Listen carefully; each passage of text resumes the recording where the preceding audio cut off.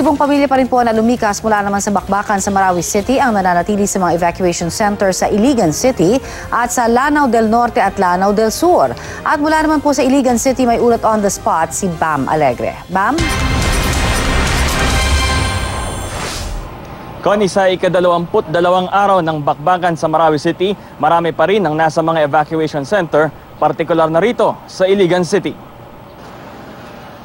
Ayon sa datos ng Philippine Army, may 819 na pamilya ang nasa mga evacuation center sa Iligan City. Katumbas ito ng mahigit 3,700 na individual.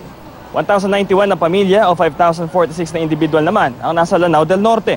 1,090 naman na pamilya o 5,450 na individual ang nasa Lanao del Sur A. Wala pang datos mula sa Lanao del Sur B. Binisita ng GMA News kanina ang dalawang evacuation center, ang gym sa Barangay Buruon at Barangay Maria Cristina. Bagamat maayos ang pamamalakad sa evacuation center para hindi makalat ang basura at malinis ang mga kasilyas, nais pa rin makauwi ng mga evacuees sa lalong madaling panahon. Malaking tulong din kung may makakapagdagdag pa ng mga pangunahing pangangailangan tulad ng tubig inumin, toiletries at mga gamot.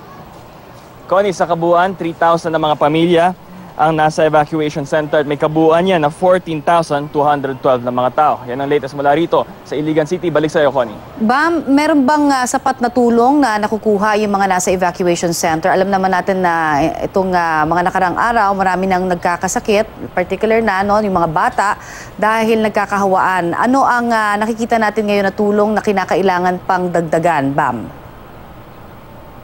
Connie, hands-on yung mga kawani ng DSWD. Sila ang nag-manage sa mga evacuation center. Meron silang system nga para as much as possible mapanatiling comfortable yung kanilang pamumuhay rito. Pero dahil nga, dikit-dikit din yung mga pamilya na narito, hindi maiwasan na nagkakahawaan. Ang ilan sa mga common na mga sakit na na-monitor ng mga rescue team ay fever, meron ding LBM, meron ding mga sore eyes at mga ilang cases lang naman yan. Pero ang kailangan daw dito, mas maganda sana kung may augmentation din. Although meron namang binibigay na mga primary needs tulad ng food, water, mas maganda kung magkaroon ng additional.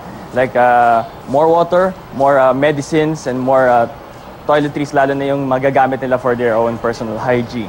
Connie. Alright, maraming salamat sa iyong update sa amin, Bam Alegre.